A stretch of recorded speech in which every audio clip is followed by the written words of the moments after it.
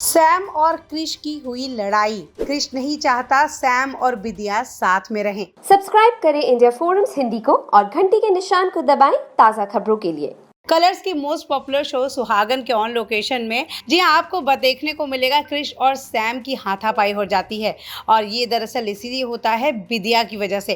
दरअसल विद्या एक प्रोजेक्ट में सैम के साथ काम कर रही है और ये बात क्रिश को पता चल जाती है, तो उसको बुरा लगता है और क्रिश सोचता है कि कहीं सैम की वजह से विद्या किसी प्रॉब्लम में ना फंस जाए, क्योंकि सैम बहुत ही बुरा है। लेकिन बाद में उसे पता चलता है कि ये प्रोजेक्ट उसके पिताजी ने ही दिलवाया है। ऐसे में क्रिश अपने पिता के साथ वहां पहुंचता है और उन्हें कहता है कि वो भी इस प्रोजेक्ट का हिस्सा बनेगा, पार्टनरशिप करेगा। ये बात सैम को अच्छी नहीं लगती और सैम और क्रिश में हाथापाई हो जाती है। वो सीन ये होता है कि सैम को लाइसेंस मिल जाता है गवर्नमेंट ऑफिशियल के थ्रू, तो वो रिबन काटने वाले होते हैं। और यहाँ पे जैसा कि ये है कि ये जो भी उसको प्रोजेक्ट मिला है वो सब मेरे फादर ने ही उसको दिया है। तो जब मुझे ये पता लगता है तो मैं घर पे आता हूँ और तो पता लगता है कि अरे मेरे फादर उसके लिए, जो मेरा इतना बड़ा दुश्मन है, उसके लिए इतना सब कुछ कर रहे हैं और हमारे लिए कुछ भी नहीं कर रहे।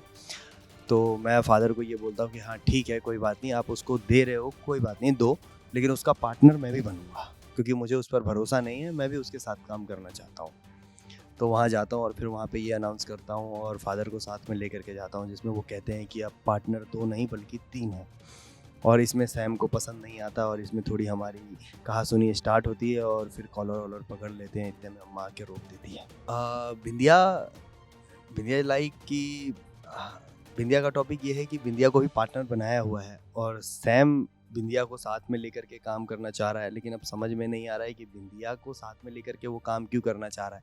चलो बाबूजी का तो ये समझ में आ रहा है कि वो बिंदिया को चाहते हैं कि वो खुश रहे अपनी लाइफ में, लेकिन सैम क्यों बिंदिया के साथ ही काम करना चाह रहा है, ये थोड़ा सा कन्फ्यूजन है मेरे लिए। कि एक तो ये गंदा आदमी है, दूसरा मतलब वैसा है कि लड़कियों में रहता है, और दूसरा ये कि वो बिंदिया के पास क्यों आ रहा है। तो इसके लिए मैं चाहता हूँ कि किसी भी तरीके से रोक दिया जाए उसको।